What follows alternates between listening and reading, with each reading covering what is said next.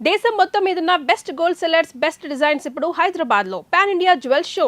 Don't miss it. బాగుంది, చాలా బాగుంది. నేను ఇంతవరకు ద్రోహం చేసిన వాళ్ళని చూశాను, నమ్మించి నమ్మక ద్రోహం చేసిన వాళ్ళని చూశాను, తడిగొడ్డతో గొంతు కోసే వాళ్ళని చూశాను.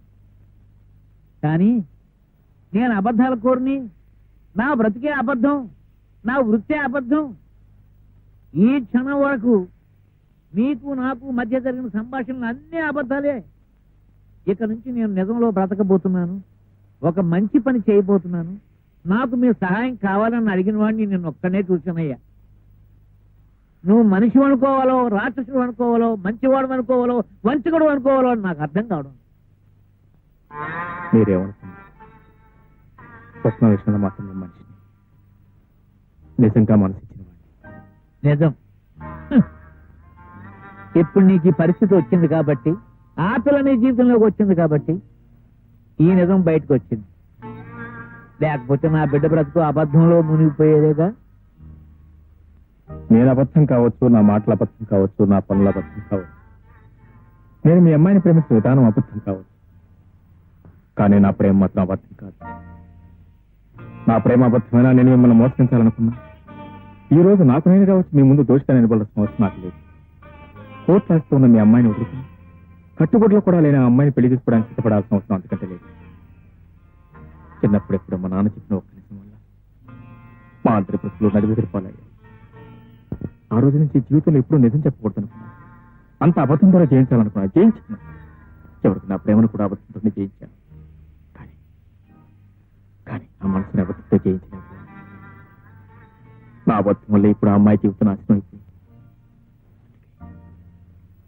ఎలాగైనా మళ్ళీ ఆ అమ్మాయి జీవితం బాగు చేయాల్సిన అవసరం నా మీద ఉంది. మరి నీ అబద్ధం వల్ల నా కూతురు జీవితం కూడా నాశనమైంది. దాన్ని ఎవరు సర్దిస్తారు? చూడండి, తుఫాన్లోనైనా ఎదురు వెళ్ళగల ధైర్యం స్వప్న,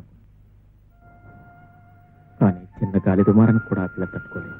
నిజమే, కానీ ఇప్పుడు నేనేం చెయ్యాలి? చేయాల్సింది మీరు. స్వప్నకు నా మీద అసహ్యం కలిగించాలి. అసహ్యం కలగడానికి ప్రత్యేకించి నేను ఏమీ చేయనక్కర్లేదయ్యా. నీ జీవితం ఇదే నీకు తెలిస్తే చాలు, అదే అసహించుకుంటుంది. నేను మారానని, మరో అమ్మాయి జీవితాన్ని నిలబెట్టడానికి ప్రయత్నిస్తున్నానని తెలిస్తే మళ్ళీ మీ అమ్మాయి నన్ను ప్రేమిస్తుంది. అందుకే ఈ విషయం నాకు తెలియకూడదు. అవి మళ్ళీ నన్ను ప్రేమిస్తుంది. అబద్ధాన్ని దాయగలవు, కానీ నిజాన్ని దాయగలవా? స్వప్నం నన్ను కాదని మరొకరిని పెళ్లి చేసుకున్నాను తాగాను.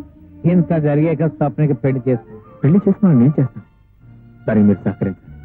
స్వప్న హృదయంలో నీకు తప్ప మరొకరి స్థానం లేదయ్యా. అందుకే ఆ స్థానాన్ని స్వప్న హృదయంలో శాశ్వతంగా తుడిచేయాలి. అది జరిగే పని కాదయ్యా. జరుగు. స్వప్న అబల కాదు. తను ప్రేమించిన వాడు నీతి మాలిన వాడని తెలిసినా, అబద్ధాల కోరని తెలిసినా, పచ్చి జోదగాడని తెలిసినా, వ్యభిచారం తెలిసినా వాడి కోసం పిచ్చిపోయి తలపగలు కొట్టుకునే మనిషి కాదు. పైగా అటువంటి మగాడికి బుద్ధి చెప్పాలనుకునే మనిషి. వాడి కళ్ళ ముందు ఇంకొకరిని పెళ్లి చేసుకుని సుఖంగా జీవిస్తూ తన వ్యక్తిత్వాన్ని నిరూపించుకోవాలనుకున్న ఆడది. స్వప్న విషయం నాకు బాగా తెలుసు. మీరు నాతో సహకరించారు. స్వప్నం మీ కూతురు. పొరపాటున స్వప్న కన్నీరు పెడితే తురవటనే తల్లి ఉంది, ఓదార్చని తండ్రి మీరున్నారు. కానీ కల్పన కన్నీరు పెడితే తురవటానికి ఓదార్చడానికి ఎవరు లేదు. నేను తప్ప. వాళ్ళిద్దరూ మీ పెట్టి అనుకో. ఎవరికి న్యాయం చేస్తారు మీరు ఆలోచించండి. ఎప్పుడొచ్చావమ్మా? ఎక్కడి నుంచి డాడీ? అదే బీచ్ రిసార్ట్ నుంచి. బీచ్ రిసార్టా? అక్కడికి ఎప్పుడు వెళ్ళాను? అదేమిటమ్మా, ఇప్పుడేగా నిన్ను అభిని రిసార్ట్ లో చూసొచ్చాను. అభియా? ఆయన ఢిల్లీలో ఉన్నారు డాడీ. ఆయన ఢిల్లీ వెళ్ళి 3 రోజులైంది. నో నో, ఢిల్లీ ఏమిటమ్మా ఢిల్లీ? అయ్యయ్యో, ఇప్పుడే నా కళ్ళలో కనపడుతున్నాడు రిసార్ట్ లో. అతను పక్కన ఒక అమ్మాయి ఉంది. సరే నువ్వే అనుకుని దగ్గరికి వచ్చి పలకరిద్దాం కదా అనుకుని, సరే వాళ్ళు మళ్ళీ డిస్టర్బ్ చేయడం ఎందుకు అనుకుని వెనక్కి వచ్చేసాను. నేనా? నేను ఎక్కడికి వెళ్ళలేదు డాడీ. నువ్వు వెళ్ళలేదా? మరి అభి పక్కన కూర్చున్న అమ్మాయి ఎవరు? రా అభి రా. ఎక్కడికి? స్వర్గానికి. I'm sorry. సారీయా? అవును, నువ్వు ఒకందుకు నాతో చిందులు వేశావు, నేను ఒకందుకు నీతో తాళం వేశాను. అంటే ఇంతసేపు నాతో ఆడింది పాడింది నాటకమా? నువ్వు కావాలి కావాలని కోరుకున్నందుకు నువ్వు నన్ను కోరుకుంటున్నావు అనుకున్నాను. కానీ నన్ను కాదని వెళ్ళిపోతే నేనెటువంటి దాన్నో నీకు తెలియదు. నేను కోరుకున్న సుఖం దక్కకపోతే నేనెవ్వరిని సుఖంగా ఉండనివ్వను. Mind it.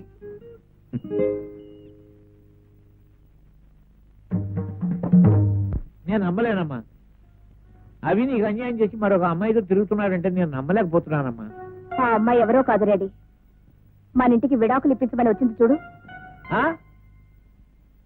ఆహా, ఆ భద్రత లేకున్నాను ఆ పిల్ల. అవును.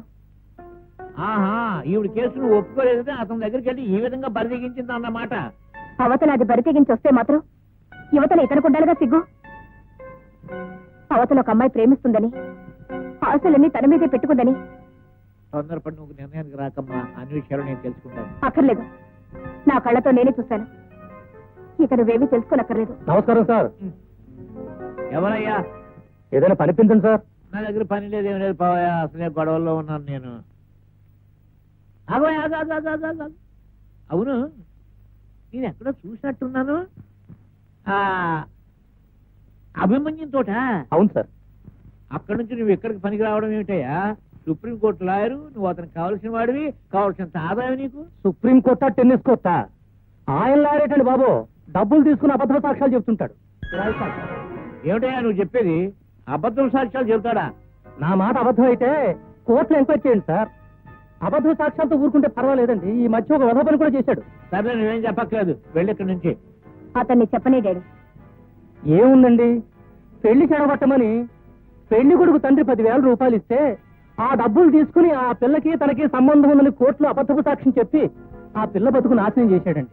దాంతో ఆ పిల్ల ఆత్మహత్య చేసుకుంది. అఫ్కోర్స్ మళ్ళీ బతికిందనుకోండి, అందుకే అక్కడ పని మానేశానండి. అసలు అప్పుడు చెబుదాం అనుకున్నానండి. ఏమి చెప్పక్కర్లేదు, అంతా అర్థమైపోయింది. బాగా నటించానా సార్? ఏమిటి? కిరాయ్ దేనికి? సాక్ష్యం చెప్పడానికి. స్వప్న, షట్ అప్. నా పేరు నీ నోటి నుండి రావడానికి వీల్లేదు. ఏమిటి మాట? నీతో మాట్లాడడానికి రాలేదు, ఒక పని మీద వచ్చాను. నేను ఒక లాయర్. నాకు ఒక కేసు వచ్చింది. ఆ కేసులో నువ్వు సాక్ష్యం చెప్పాలి. ఏమిటి? ఒక త్రాస్తుడు నన్ను మోసం చేసి ప్రేమించాడు. వాణ్ణి నా నుంచి దూరం చేయాలి. దానికి ఎంత ఇమ్మంటావు? దూరం చేయటం ఒకటేనా? కాదు, ఉరి తీయించాలి. అంత ఘోరమేం చేశాడు? మనసుని ఫుట్బాల్ లాగా వాడుకున్నాడు. ఎటు తన్నినా తిరిగి తన కాలి దగ్గరికే వస్తుందనుకున్నాడు. ఎవరు? చెప్పానుగా, త్రాస్తుడని. నిన్ను ప్రేమించింది నేనే. అయినా ప్రేమించడానికే అబద్ధమాడాను. ప్రేమ? అది ప్రేమ? అవును, ప్రేమే. 1000 అబద్ధాలు ఆడైనా ఒక పెళ్లి చేయమన్నారు. ఆఫ్టర్ ఆల్ ప్రేమించడం కోసం 2-3 అబద్ధాలు ఆడితే తప్పేం లేదే. My love is pure. Pure? Of course, very pure. నీ ప్రేమ ఎంత పవిత్రమైనదో ఆ తోటలోనే కనిపించింది. ఏం కనిపించింది? దేనితోనో తాగి తద్దనాలాడేవా లేదా? దానిలో తప్పే ఉంది. తప్పే ఉందా? ఒకరిని ప్రేమించి మరొక దానితో తిరగడం తప్పు కదా? అరే, ఆ పిల్లతో నాకు నీకంటే ముందు నుంచి పరిచయం ఉంది. అయితే ఆ విషయం ముందే నాకెందుకు చెప్పలేదు?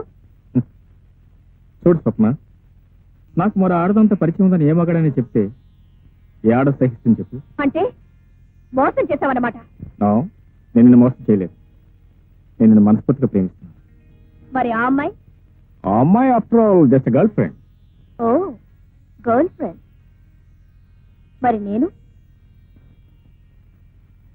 నువ్వు నా ప్రేయస్, నా కాబోయే భార్య. Swapna, this is modern society. It is 1984. భార్య భార్యే, ప్రియురాలు ప్రియురాలు. భార్య ఉన్నా కూడా గర్ల్ ఫ్రెండ్ ఉంటే తప్పులేదు. ఫర్ ఎగ్జాంపుల్, రేపు మన పెళ్ళైంది అనుకో, నీకు బాయ్ ఫ్రెండ్ ఉన్నానుకో, నేనేం పట్టించుకో, నాకేం అభ్యంతరం లేదు.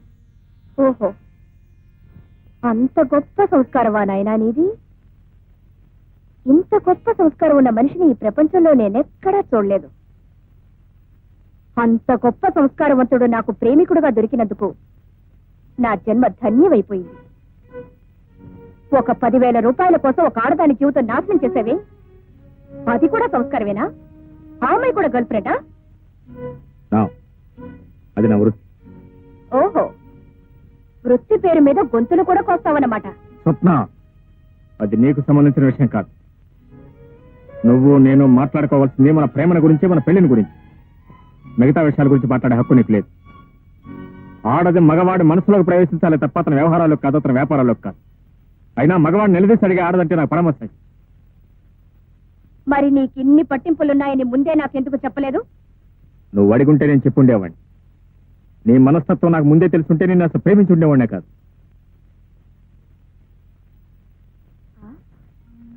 అలాగా?